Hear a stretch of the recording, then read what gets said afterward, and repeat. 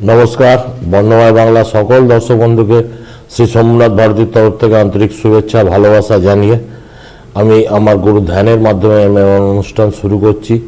ওম ধ্যায় শিরসি শুক্লাব জগন্নাথং দেবজঙ্গরং শ্বেতাম্র প্রধানং শ্বেতমণ্ডলানুলেপনং বরাভয়করং সন্তং করুণাময় বিগ্রহম वामनत्मलधरण्य सुप्तलिंगत विग्रहं स्मेरणं सुप्रसन्नं साधकाभीष्ट दायकम हरियं तत्सत हरियं तत्सत हरियं तत्सत। আজকে আমি যে বিষয়টা নিয়ে মূলত আলোচনা করব দুর্ঘটনা বা অ্যাক্সিডেন্ট। তো এই দুর্ঘটনা কথাটা শুনলেই কিন্তু আমরা অনেকেই কিন্তু চমকে উঠি। এই দুর্ঘটনা মানে তুমি বললে একটু আগে যে হঠাৎ করে কোনো অপ্রত্যাশিত ঘটনা ঘটে যাওয়া, মানে হঠাৎ করে কোনো ঘটনা ঘটে যাওয়া, যে ঘটনাটা তা আমাদের কিন্তু আমরা তার আগে মুহূর্ত পর্যন্ত জানি না যে আমার সঙ্গে কি হতে চলেছে। সেই দুর্ঘটনাটা বিভিন্ন রকম ভাবে হতে পারে। কোথাও আমি ঘুরতে গিয়েছি, জল থেকে আমার দুর্ঘটনার কবলে আমি পড়তে পারি। কোথাও আমি বাড়িতে রয়েছি, সেখান থেকে ইলেকট্রিকের দ্বারা বা অগ্নি সংযোগের দ্বারা দুর্ঘটনা হতে পারে। সেটা আমি হতে পারে বা আমার বাড়ির লোক যে কেউ হতে পারে। বা পথ দুর্ঘটনা তো রয়েছেই। তো পথ দুর্ঘটনা যেমন আমরা আজকের রাস্তাঘাটে যে হারে পরিবহন বা গাড়ির চাপ বেড়েছে, আর আমরা আমাদের দৈনন্দিন জীবনে কাজকর্ম আর্থিকভাবে মানসিকভাবে ডিপ্রেশনের মধ্যে আমরা কিন্তু প্রত্যেকেই রয়েছি। খুব অল্প মানুষই আমার মনে হয় সুখী রয়েছে। বেশিরভাগ মানুষই কিন্তু কোনো না কোনো হতাশা বা কোনো না কোনো ডিপ্রেশনের মধ্যে দিয়ে ভুগছে। সে হতে পারে তার ছেলেকে নিয়ে, হতে পারে তার স্বামীকে নিয়ে, হতে পারে তার সংসার নিয়ে, হতে পারে তার শারীরিক রোগ ভোগ নিয়ে, তো কোনো রকম বাস্তু দোষ নিয়ে বা কোনো রকম গৃহ কলহ নিয়ে। তো সমস্যা প্রত্যেক মানুষেরই কম বেশি আছে। যেমন অন্ধকারের পরেই আলো আসে, তাই দুঃখ আর থাকবেই, তারপরে কিন্তু আনন্দ আসবে। তবে একটা কথা আমি বলে রাখি, যে কথাটা সেটা হলো কি, যে দুর্ঘটনা আমরা যদি আগাম একটু সাবধানতা অবলম্বন করতে পারি, আমরা যদি একটু আগাম সাবধানতা অবলম্বন করতে পারি, তাহলে আমরা কিন্তু আমাদের জীবনের চলার পথকে আমরা কিন্তু একটা গতির মধ্যে দিয়ে এগিয়ে নিয়ে যেতে পারি। এই চলাটা কে কার কাছ থেকে গেলে আমরা এই চলাটা পাবো। তো যাই হোক, এটা হলো ঘটনা হচ্ছে যে আমরা রাস্তায় বেরিয়েও কিন্তু জানি না যে আমরা বাড়ি ফিরবো কিনা। তো আবার বাড়ির থেকেও কিন্তু বাড়িতে রান্না করতে গিয়ে আমাদের মা ঠাকুমা স্ত্রী তারাও কিন্তু অ্যাক্সিডেন্ট বা দুর্ঘটনা কবলে পড়তে পারে। বা ধরুন ভিজে হাতে ইলেকট্রিক বোর্ডে হাত দিয়ে দেওয়া হয়েছে। আমি আস্তে আস্তে আলোচনায় আসছি যে কোন গ্রহ কবলে পড়লে তাদের জল থেকে ফাঁড়া থাকবে। এমনও অনেক হয়, আমরা দূরে ভ্রমণে গিয়েছি, দীঘা পুরী ভ্রমণে গিয়েছি, গিয়ে দেখা গেল আমার সেখানে আমরা 5-7 জন 10 জন বন্ধু বান্ধব বা পরিজন আত্মীয় পরিজন ফ্যামিলি নিয়ে গিয়েছি। দেখা গেল সেখানে একটা বড় কোনো দুর্ঘটনা ঘটে গেল। বা দেখা গেল যে আমরা অনেক সময় আমরা মানুষ গঙ্গা স্নানে যাই, সেই গঙ্গা স্নানে গিয়েও কিন্তু দুর্ঘটনা কবলে পড়লো। জন্মছক থেকে তাহলে দুর্ঘটনা হতে পারে কিনা বা কখন হতে পারে সেসবগুলো জানা যায়? হ্যাঁ, অবশ্যই জানা যায়। এবং কোন কোন গ্রহের কবলে পড়লে যে তার জলে ফাঁড়া রয়েছে না তার আগুনে ফাঁড়া রয়েছে, তো সেটা কিন্তু অবশ্যই করে বলা যায়। আবার যে সেই ব্যক্তি অ্যাক্সিডেন্ট হবে বা তার মাথায় কোনো চোটাঘাত লাগবে বা স্পট ডেড হবে কিনা, এই সমস্ত ঘটনায় কিন্তু চার্ট বিচার, জন্মছক বিচারের মাধ্যমে কিন্তু বলা যায়। 100% বলা যায়। যারা বলে বুজরুকি তাদেরকে আমি বলি আমার কাছে আসো বাবা, বুঝে যাও, জ্যোতিষের কাছে এসে বুঝে যাও। জ্যোতিষ আপনাকে রাতারাতি গাড়ি বাড়ি করে দেবে না। জ্যোতিষ হলো পথপ্রদর্শক, জ্যোতিষ হলো শীতের কাঁথা বর্ষার ছাতা। জ্যোতিষ আপনাকে রুট গাইড দেবে, জ্যোতিষ আপনাকে বলবে এই সময়টা আপনার ভালো, এই সময়টা আপনার খারাপ, এই সময় এই গ্রহের দশা চলছে, তাই এই প্ল্যানেট আপনার ক্ষেত্রে। আমাদের যেরকম বর্তমানে আমরা দুটো দল রয়েছে, গ্রহদের মধ্যেও দুটো দল রয়েছে। তো সেই দুটো দলের মধ্যে একটা সাইডে হচ্ছে রবি চন্দ্র মঙ্গল এবং বৃহস্পতি একটা গ্রুপের মধ্যে পড়ে, আরেকটি গ্রুপে পড়ে বুধ, শুক্র, শনি, রাহু এবং কেতু। এই হলো মোট দুটো দল। এবারে আসি জ্যোতিষে 12টা মাস 12টা রাশি, কম বেশি সবাই জানে 12টা মাস 12টা রাশি। সেই 12টা মাস 12টা রাশির মধ্যে কোন হাউসের এই অ্যাক্সিডেন্ট নির্ধারণ করে বা অ্যাক্সিডেন্টের ইঙ্গিত পাই, সেই ভাব বা সেই হাউসটি হলো অষ্টম হাউস বা অষ্টম ভাব বা লগ্ন সাপেক্ষে জাতক জাতিকার অষ্টম হাউস। তাই অষ্টম হাউস হলো অ্যাক্সিডেন্টের ঘর। যে কোনো রকম অ্যাক্সিডেন্ট ক্ষেত্রে কিন্তু অষ্টম হাউসের ভূমিকা কিন্তু থাকতেই হবে। আর গ্রহদের মধ্যে কারণ কোন কোন গ্রহদের ক্ষেত্রে, এক্ষেত্রে আমরা কোন কোন গ্রহকে দেখব, সেই মূল গ্রহগুলি হলো শনি, মঙ্গল এবং রাহু। অ্যাক্সিডেন্টের মূল গ্রহ যে গ্রহগুলো আমাদের ক্ষেত্রে ভূমিকা পালন করবে সেটি হলো শনি, মঙ্গল এবং রাহু। এইবারে বলি, এই যে অষ্টম ভাব বা অষ্টম হাউসের সঙ্গে, অষ্টম ভাব বা অষ্টম হাউসের সঙ্গে যদি শনি, মঙ্গল বা রাহু প্রভাবিত হয় বা অষ্টমপতি, অষ্টম ঘরের একটা লর্ড বা মালিক বা অষ্টম ঘরের একটা প্ল্যানেট রয়েছে, সেই অষ্টম ঘরের প্ল্যানেট বা লর্ডও যদি শনি, মঙ্গল বা রাহুর সঙ্গে অবস্থানগতভাবে বা দৃষ্টি বিনিময়ের মাধ্যমে সম্পর্ক করে, যেমন অবস্থান মানে একই সঙ্গে পাশাপাশি একই ঘরে অবস্থান করবে, সেটা শনি সঙ্গে অষ্টম ভাবের যে গ্রহ বা মঙ্গলের সঙ্গে অষ্টম ভাবের যে গ্রহ বা রাহুর সঙ্গে অষ্টম ভাবের যে গ্রহ যদি অবস্থান করে বা শনির দৃষ্টি 3, 7, 10 দ্বারা যদি কানেক্টেড হয় বা মঙ্গলের দৃষ্টি 4, 7, 8 দ্বারা যদি কানেক্টেড হয় বা রাহুর দৃষ্টি 5, 7, 9, 12 দ্বারা যদি কানেক্টেড হয়, তাহলে অষ্টম ভাব বা অষ্টম হাউসের সঙ্গে যদি শনি, মঙ্গল এবং রাহু যদি কোনোভাবে সম্পর্ক করে, সেক্ষেত্রে কিন্তু অ্যাক্সিডেন্ট হবে 100%। এবারে বলি, যে অ্যাক্সিডেন্ট হলো সেই অ্যাক্সিডেন্টে কি আমার জীবনে ভয়াবহ কিছু প্রভাব ফেলবে? স্যার, আরেকটা প্রশ্ন এই অ্যাক্সিডেন্ট নিয়েই। আপনি বললেন যে জন্ম ছকে বোঝা যায়, যে দেখলে যে অ্যাক্সিডেন্ট হতে পারে বা কোন সময় হতে পারে, এরকম একটা বোঝা যায় বা প্রতিবেদন অবশ্যই দেওয়া যায়। কিন্তু প্রশ্নটা হলো যাদের জন্ম ছক নেই। আমি পরে আসছি আস্তে আস্তে, ঠিক আছে, আমি পরে আসছি আস্তে আস্তে। এবারে শনি, মঙ্গল ও রাহু এবং অষ্টম ভাবের সঙ্গে কানেক্টেড হয়েছে এবং সম্পর্ক করেছে, সেক্ষেত্রে অ্যাক্সিডেন্টটা হলো, সেই অ্যাক্সিডেন্টটা আবার যদি ষষ্ঠ থেকে আমরা রোগ ভোগ কল্পনা করলাম, অ্যাক্সিডেন্ট হলো, আপাতকালীন অ্যাক্সিডেন্ট হলো, কিন্তু সেই অ্যাক্সিডেন্ট করে এমনও তো হয়েছে যে অনেক সময় তাকে হসপিটালাইজড হতে হয়েছে, সেই হসপিটালে দীর্ঘদিন চিকিৎসার মধ্যে রয়েছে এবং বাড়িতে আসা হলো, তার একটা সাইড বা একটা অঙ্গ কাটা গিয়েছে বা পুরো দুটো অঙ্গ কাটা গিয়েছে বা একটা সাইড তার ব্লক হয়ে গিয়েছে বা তার ব্রেনটা পুরো ব্লক হয়ে গিয়েছে, ঠিক আছে। তো এরকম সেক্ষেত্রে ষষ্ঠ থেকে আমরা রোগ ভোগ বিচার করি, অষ্টম থেকে তো অ্যাক্সিডেন্ট দুর্ঘটনা বললাম, আর দ্বাদশ থেকে হয় হচ্ছে ব্যয়স্থান। তাই যদি অষ্টম ভাবের সঙ্গে শনি, মঙ্গল, রাহু, মঙ্গল ও শনি, কেতু যদি অষ্টম ভাব বা অষ্টম ভাবপতির সঙ্গে সম্পর্ক হয়, তৎসহ যদি ষষ্ঠ এবং দ্বাদশ, অষ্টম, ষষ্ঠ, দ্বাদশের সঙ্গে সম্পর্ক করে, সেক্ষেত্রে কিন্তু অ্যাক্সিডেন্টের মাত্রা প্রবল ভাবে বৃদ্ধি পাবে। আচ্ছা, তার পাশাপাশি সেটা এবার মারক হবে কিনা, সেই মারক হতে গেলে সেক্ষেত্রে দ্বিতীয় ভাব এবং সপ্তম ভাবের সঙ্গেও কানেক্ট হতে হবে, কারণ জ্যোতিষের পরিভাষায় 2 ও 7 ঘর হচ্ছে মারক স্থান। আচ্ছা, 2 ও 7 ঘরটা হচ্ছে মারক স্থান।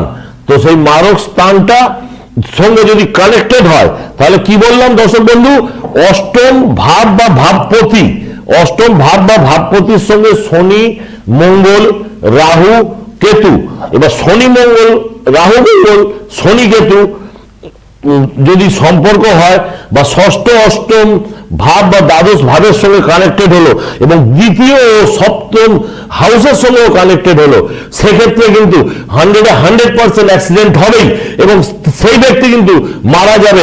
হচ্ছে ধরো অ্যাক্সিডেন্ট হলো, হঠাৎ দেখা গেল কোনো একটা অ্যাক্সিডেন্ট হয়েছে, অ্যাক্সিডেন্ট হয়ে সে স্পটেই মারা গেল।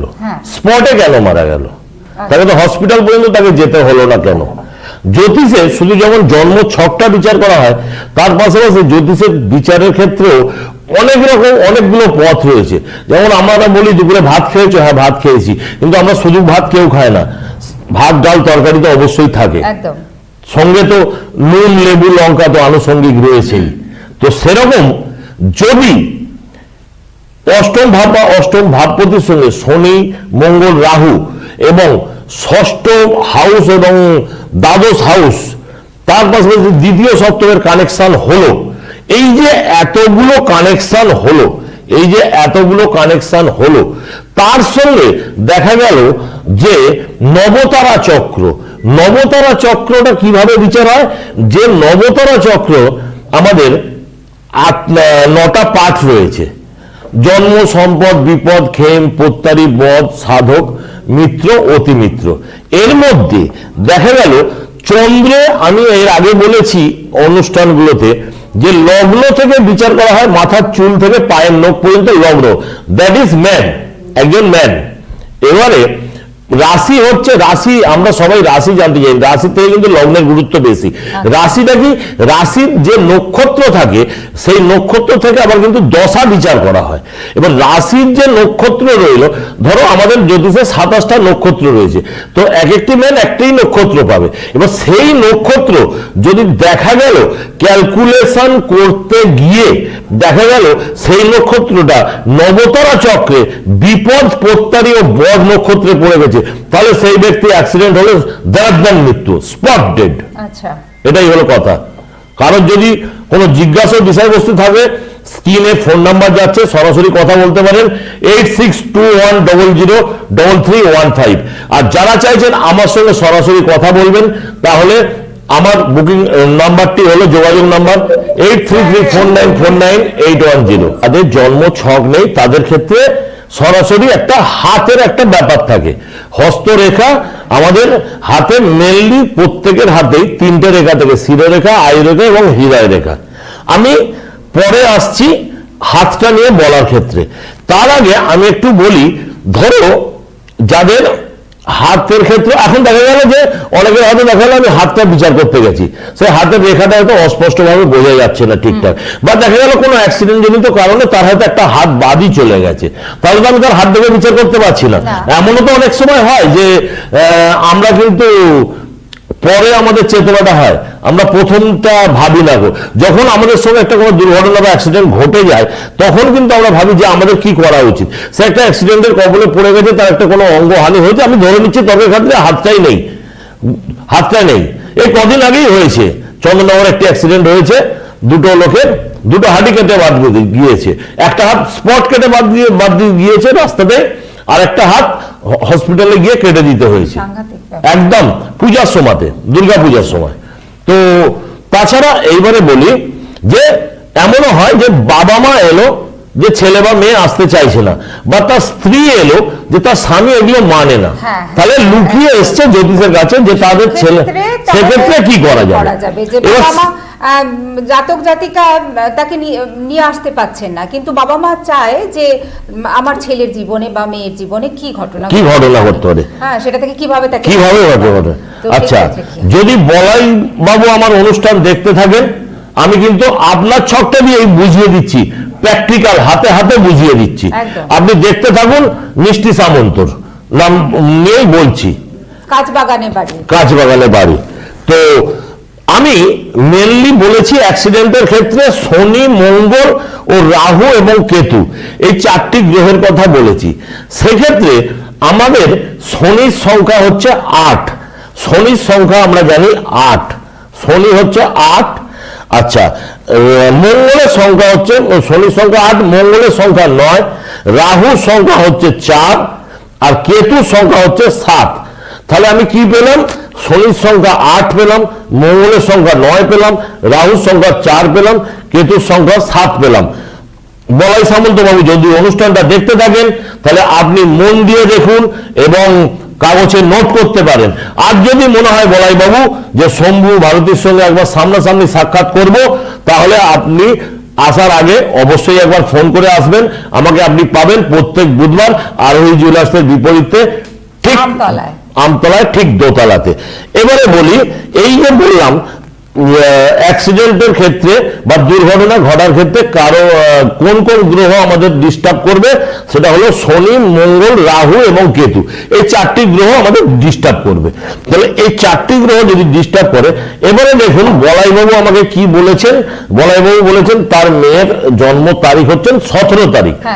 আমাদের জ্যোতিষের পরিভাষাতে এই জন্ম তারিখটা নিয়ে আমরা বলি এটাকে মূলাঙ্ক, অর্থাৎ রুট নাম্বার, মূলাঙ্ক। তাহলে রুট নাম্বার বা মূলাঙ্ক, বা মূলাঙ্ক। দেখো মূলাঙ্কতে এসছে 1+7। প্রত্যেক দর্শক বন্ধু যদি আপনারা আপনাদের ডেট অফ বার্থ নিয়ে কাগজ পেন নিয়ে আপনারাও হাতে কলমে করতে পারেন, আপনারাই আপনাদের জীবনটাকে বাঁচাতে পারেন।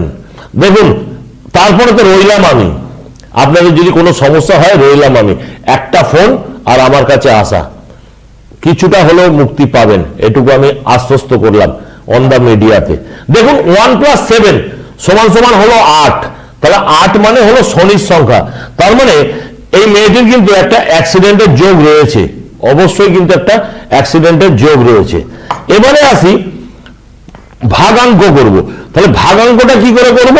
ভাগাঙ্কটা হলো জন্ম তারিখটাকে নেব, জন্ম মাসটাকে নেব, জন্ম সালটাকে নেব। তাহলে এই তিনটের যোগফল, যে সমষ্টির যোগফল হবে সেটা হবে ভাগাঙ্ক। দেখুন আপনার মেয়ের ক্ষেত্রে 1+7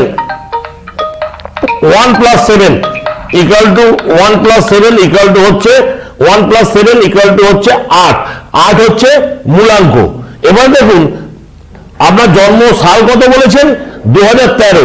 3 আর 1 4 আর 2 5 6।